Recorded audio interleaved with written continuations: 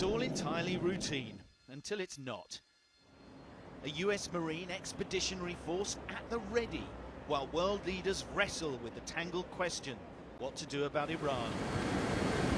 At the center of events, the USS Boxer, on its way to the already tense Straits of Hormuz.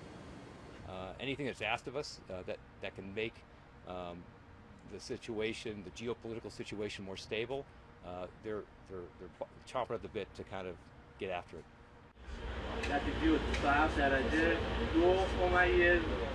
The US has blamed Iran for alleged mine attacks on 6 oil tankers in this region this year. Iran denies responsibility, but is furious at the US withdrawal from a deal to lift sanctions in return for suspending its nuclear program. In June, President Trump called off airstrikes in retaliation for the downing of a drone by Iran over the Straits of Hormuz. The USS Boxer is technically an amphibious assault ship. What that really means is that it's an aircraft carrier packed with US Marines, a means by which the United States can project real muscle, real power, sending an unmistakable signal in this region right now.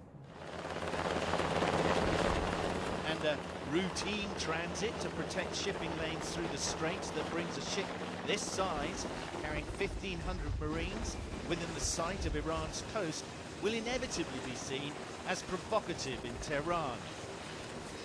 A small error as the Boxer threads through the straits could spell disaster. When these sorts of operations are going on, I mean, there is a potential for a strategic effect from a small error. That's absolutely accurate. And all of the training that we do, all of the education that we do is the express purpose of getting after that. Iran's leaders say they want to keep the nuclear deal alive and the US to end trade sanctions that are crippling its economy. They see the US presence here as potentially explosive.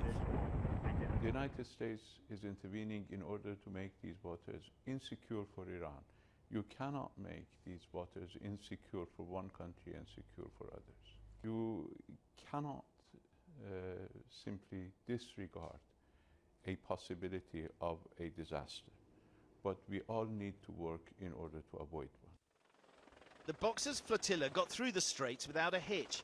Its air squadron, keeping watch overhead, has a nickname that coincidentally reveals how Iran and the US see each other: Evil Eyes. Sam Kiley, CNN, on the USS Boxer. At a news conference in New York, one of Jeffrey Epstein's alleged victims pleaded with any other victims to come forward, end Epstein's ability to hurt anyone else. As long as the victims speak up, he isn't going to get away this time. If you have already made the decision to come forward, thank you. If you have not, the time is now. Courtney Wild is one of the women coming forward this week to say Epstein remains a danger to underage girls if he's allowed out of jail. She is working with attorney Brad Edwards, who's been suing Epstein on behalf of his alleged victims for the past decade. Edwards says Epstein has never stopped committing sex crimes, even after pleading guilty and serving 13 months in a Palm Beach jail. In fact, Edwards and his private investigator say some of the abuse may have been taking place while Epstein was allowed to leave jail during the day to work at his office. He can't stop. We have information he was doing it a couple of years ago. Mike Fiston is the former homicide detective turned private eye who's been investigating Epstein for 10 years. While he was incarcerated, he was spending 12 hours a day at his office next to his attorney's office. They were bringing lavish lunches and food into his office. You watched that office for a while, and you saw girls going in, underage? Couldn't tell if they were underage or not. They look young? They look very young. Epstein has pled not guilty to the current charges. Tonight, as the U.S. Attorney's Office builds its criminal case in New York, attention is turning to other jurisdictions. The islands Epstein owns in the U.S. Virgin Islands, his Paris residence, and his secluded $17 million ranch south of Santa Fe, New Mexico. This is no surprise that Jeffrey Epstein was also sexually abusing girls in New York. He did it everywhere. The New Mexico Attorney General's office confirms to CNN at least 2 individuals have been interviewed in just the past few months, alleging they were abused at Epstein's Zorro Ranch. And even more potential New Mexico victims have come forward since last week's indictment. At Epstein's bail hearing earlier this week, Annie Farmer, who was 16 when she met Epstein, says she was flown to the New Mexico ranch. Brad Edwards is her attorney. She was there alone. She was a teenager.